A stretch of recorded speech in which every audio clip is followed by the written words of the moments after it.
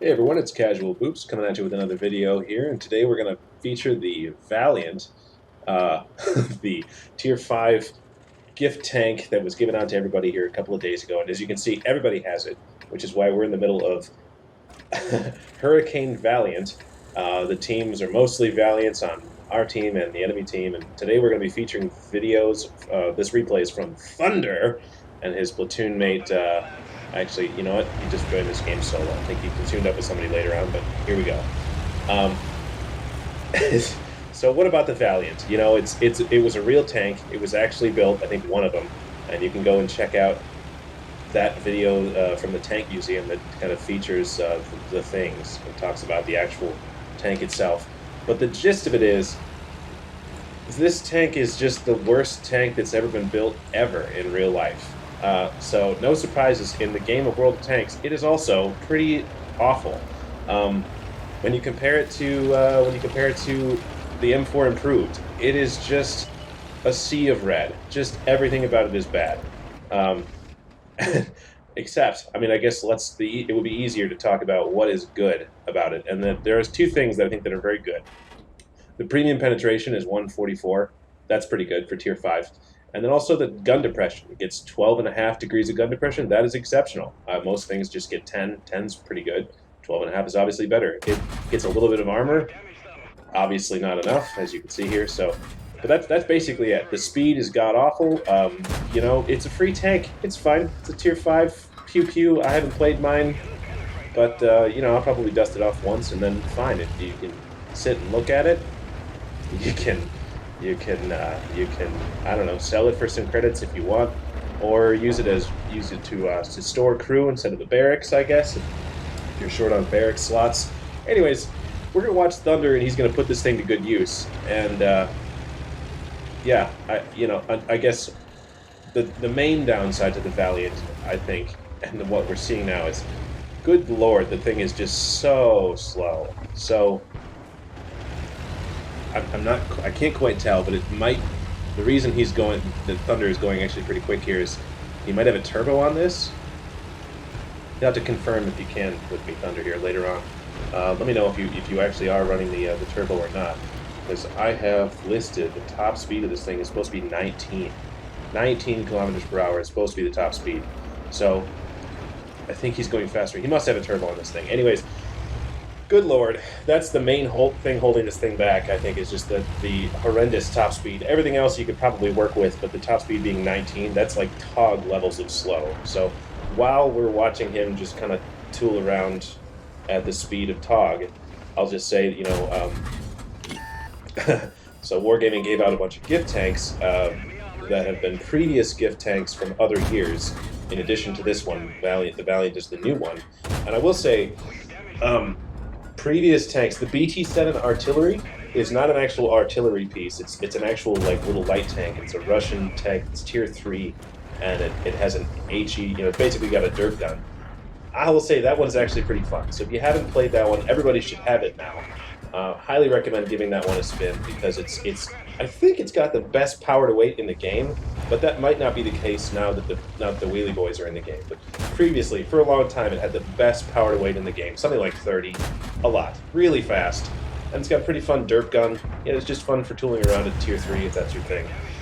Yeah, man. Okay, so the DPM of the Valiant. You know, back to this game here. You see Thunder just plugging away. I mean, you know, for all the shortcomings of the tank, when you get a chance to just sit there and shoot at people, it actually does that pretty well. So he's just plowing away. We've already racked up 1,000 damage, so that's, you know, that's pretty good for a tier 5 game.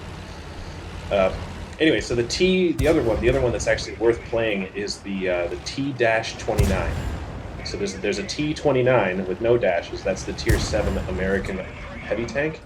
That's also excellent, but that's not a gift tank. The other one is the T-29, is I think a tier 3 Soviet medium tank, and that one's also another one of the free ones. That one's also pretty good, mostly because that one gets just like it's okay mobility, but it's got a big stupid gun that does like 150 damage for alpha, which at tier 3 is just, you know, you used to two-shot things with that tank before they changed the hit points around at lower tiers, but still fantastic for that reason. So, you know, while we're while we aren't, you know, entertained by the speed of this tank, we can talk about other tanks that are actually probably fun to play. Anyway, so yeah, Thunder is just plugging away. Hasn't really moved a whole lot from the base this entire game because how can you in a Valiant? But luckily the enemies are coming to him. Just, you know, plowing away. He's been spamming the gold, but that's the standard penetration of this thing is something like, I want to say it's 91 or 92. Really, I wouldn't say unacceptable, unusable, but for the mobility that it has, being able to get to the sides of things. Oh, it's got a problem here. Being able to get to the sides of things and make use of that gun depression, or make use of the penetration, shoot things in the weak spots, it's pretty tough to do. So shooting gold,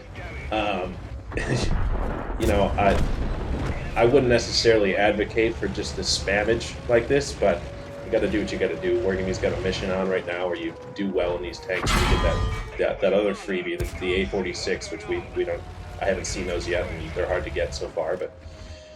But so there's an incentive to do really well, and you know, if you just do this a few times with the gold rounds, maybe that's you know, maybe you do it spam gold for 5 games as opposed to not spamming gold that takes you 10 games. Totally get why people are just spamming it just to get it over with. So it is what it is. But now it's 3-5, and you know, the team actually has, you know, his Thunder's team has actually kind of pulled it out a little bit.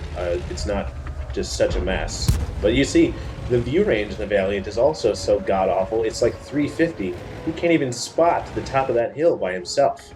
I mean, if you had binoculars, maybe you could, but then you have to sit still, and I don't think that Thunder has that. So he can't even spot the guys on the top of the hill that if he were to back up, they would shoot him and they would remain unspotted.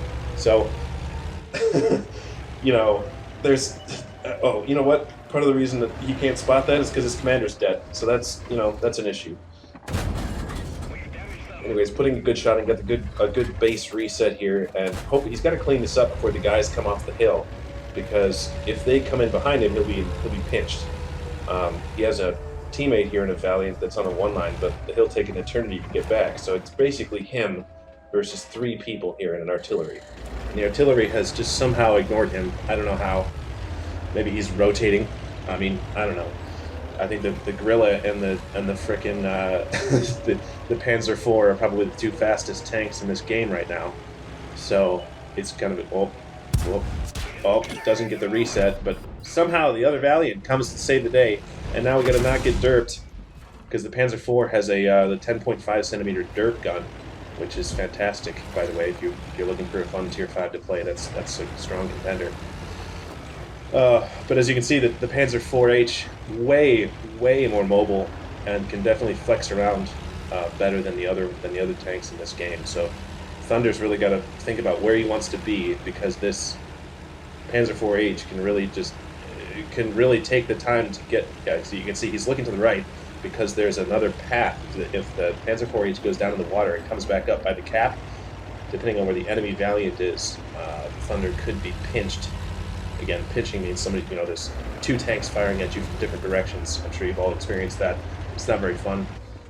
So you want to try to avoid that. Keep everybody in facing one direction from you, so you can have a chance. But wow, okay, never mind. Looks like the enemy Valiant is still on the hill, and you know, now we know he's there, so we kind of don't have to worry about him for 2 minutes or so while this guy's plugging away toward Thunder.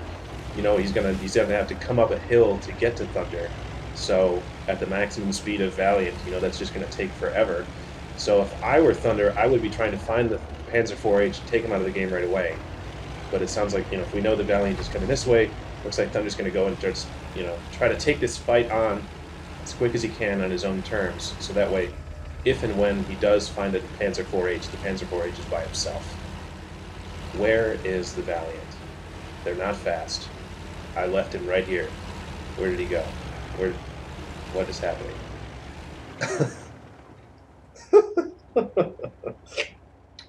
Okay, what is happening? So, I can't believe we lost this guy. I don't know where he went. Where would he be? So we have our, okay, so that was spotted by our teammate, our friendly Valiant at the cap. And we're spotted, so now he knows we're here. And, okay, obviously that was an artillery shell, so the artillery must have come from the K1 area, and yeah, see, Thunder just pinged it out. So you can use that information, and it looks like that's what Thunder's going to do. He's going to use the information of where the artillery is. He's going to use, oh god, he was going to try to put the hill between him and the artillery so the artillery couldn't shoot him. And it looks like the Panzer IV-H is going to try to get it done. And, oh, auto aim for the win. Okay, so it's too bad that if that Panzer IV-H would have played that a little bit more conservatively, he probably could have done better. But anyways, so now we have the Valiant coming up at us with 400 hit points. And, oh my god, armor. Thunder should lose this because he's down on hit points, but this other guy's throwing pretty hard, and our own Valiant gets in the fight just in time. Wow. What a game. Okay, so now we're almost out of premium rounds. What are we going to do? Holy crap. Now we have to chase down a Guerrilla, not the Guerrilla 15, the Drill Arty, Tier 5. Those things, they're not fast, but they're certainly not, like, the slowest things, and I'm pretty sure they can outrun the Valiant. So, you're not going to chase it down in this, and if you really, really wanted to evade you, he probably could if you're in a Valiant. So, yeah, these guys said it. I don't know if you were reading the chat here. So, yeah, basically, the best way to do this is probably to cap it out because you're not going to chase anything down in this tank. So you might as well sit on the cap, and either he comes to you, or he gets lucky and blind fires the cap and resets you, or you just cap out and you get the win. A lot of times you'll see people like capping just for points. You know, like if this were a game where the artillery were right in front of you and you capped out anyways, that I think is not a good play because you and your team get the maximum XP when you have killed all of the enemy tanks. So if you know where the enemy tanks are and you know you can win, and you know like if you have the time and you know you can kill him, like if it's a one shot and it's a paper tank, you know where he is, he's in the middle of nowhere, then yeah, then you should go hunt him down and finish him. But if you're about to run out of time, like capping is a good option if you have no other options to guarantee a win. But I see a lot of people capping when they probably shouldn't, often at the expense of the team, where we're about to finish the last guy. If you would just get off the cap and give us 10 more seconds to finish him, that'd be great. Especially somebody might be trying to get some kind of a mission done where you had to get XP or a certain amount of damage, or maybe another kill to finish a mission and get a 279E or a 260 or oh my god, any of those other tanks. That last couple of shots can really make a difference. So capping out when you don't need to is, in my opinion, kind of a dick move. And looks like the artillery shell must have come in from the right there. So yeah, he's either in that general vicinity where Thunder had pinged. But in this particular case, where that artillery is obviously not anywhere close, and you have no chance of chasing him down, and the game is kind of drawing close. So we've only got about 2 minutes and 10 seconds left. So it takes about a minute and a half, I think, or a minute and 15 seconds to cap by yourself. Now, obviously, with two, it's twice as fast, but it takes forever for the other Valiant to get here. So I'm pretty sure this is just going to be a mostly solo cap by Thunder. So if he were to get off right now, it's not a guarantee that he would be able to cap out in time to actually win the game. So when we're dealing with TOG-like speeds, you really have to plan in advance, and you can't really take any chances to flex way in advance. And oh my god, yeah, so the race is on, says Thunder in the chat. Wow, what a game. Is it the slowest tank in the game now? I think now that the TOG gets a supercharger, I think this might be the slowest tank in the game. Anyways, solid win by Thunder. 6 kills, and his platoon mate got 6 kills as well. Obviously they teamed up at the end of the game. They didn't know each other before the game started, but still, for a tank that's that slow, there was a surprising amount of flexing around the map, and a pretty good show for what the thing can do when the enemy comes to you. I think it'd be very easy to play this tank and have the game run away from you, where if his team would have won, he would have spent a lot of time driving after damage and not finding it. But, kudos to Thunder for showing us what the thing is capable of. All right. Thanks, everybody. Later. Bye.